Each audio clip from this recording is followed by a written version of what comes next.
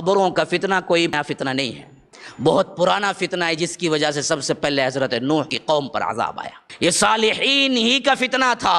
اب آؤ آگے، یہودیوں کے اندر شرک آیا، عیسائیوں کے اندر شرک آیا۔ یہ بھی بتوں کی پرستش کی وجہ سے نہیں آیا۔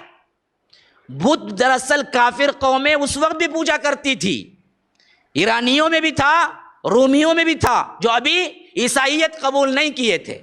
لیکن یہودیوں کے اندر جو شرک آیا، وہ شرک بھی صالحین کی قبروں کی وجہ سے ہی آیا۔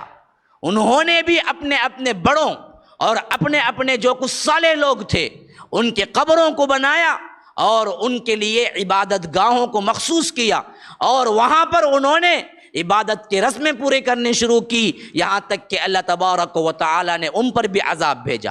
اب اس کی سب سے بہترین مثال بخاری و مسلم کی روایت، اما عائشہ کی روایت، حضرت ام سلمہ بیان کرتی ہیں، کہتی ہیں کہ ہم حبشہ گئے کیونکہ وہ اپنے پہلے شوہر کے ساتھ حبشہ میں تقریباً 15 سال رہ چکی تھی۔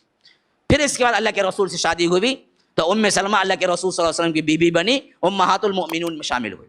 تو وہ کہتے ہیں کہ ہم جب حبشہ گئے تو وہاں پر ہم نے کنیسہ دیکھا۔ کنیسہ کیا معنی؟ کنیسہ کا مطلب ہے عیسائیوں کا عبادت خانہ، عیسائیوں کا عبادت خانہ کنیسہ۔ ہم نے اس کنیسے میں قبروں اور تصویروں کے ایسے مناظر دیکھے، ایسے خوبصورت تھے کہ ہمیں ایسے ہی یاد رہ گئے۔ جب ہم اللہ کے رسول صلی اللہ علیہ وسلم کے ساتھ آئے، نکاح بھی ہو گیا، کہتے ہیں کہ ام سلمہ اللہ کے رسول مرض وفات میں تھے، یعنی وہ مرض جس میں وفات پائی، اور تقریباً وفات سے 1-2 دن پہلے شدت کی بخار سے اللہ کے رسول کبھی اپنا کمبل اٹھا کے کیا ہے پورے چہرے پہ اوڑھ لیتے، کبھی نکال دیتے، کبھی اوڑھ لیتے، کبھی نکال دیتے، پسینہ ٹپکتا تو نکال دیتے، پھر ٹھنڈ ہوتی تو اوڑھ لیتے۔ ایسی کیفیت، یعنی بہت ہی کیا ہے درد کی کیفیت تھی۔ ایسے وقت میں میرے زبان سے نکل گیا کہ ہم نے کیا ہے حبشہ میں بڑے بہترین طور پر کنیسے دیکھے، جس میں کیا ہے بڑی خوبصورت تصویریں اور قبریں تھیں۔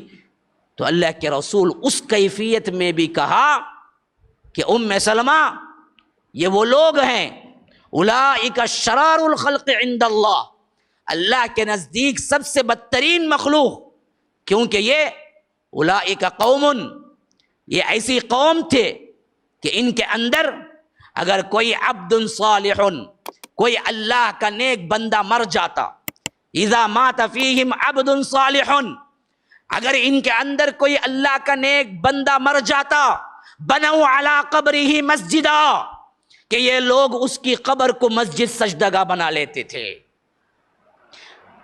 کون کہہ رہے ہیں؟ دیکھو کس سے کہہ رہے ہیں، دیکھو کس کے بارے میں کہہ رہے ہیں، دیکھو قبروں کو سجدگاہ بنانا، مسجد جہاں سجدہ ہوتا ہے، سجد یسجد سے مسجد کون سا ہے؟ یہ فعل جہاں سجدہ ہوتا ہے۔ تو فرمایا یہ سب سے بدترین اللہ کے مخلوقات میں سے ہیں، یہ بدبخت اگر ان کے اندر کوئی نیک بندہ مرتا، اولئک قوم اذا مات فیہم رجل صالح، کوئی ان کے اندر اچھا آدمی عبادت گزار مرتا، بنوا علی قبرہ مسجدا، یہ لوگ مسجد بناتے قبر پر۔ یہ وہی کیفیت نہیں ہے جو آج ہمارے اندر ہو رہا ہے۔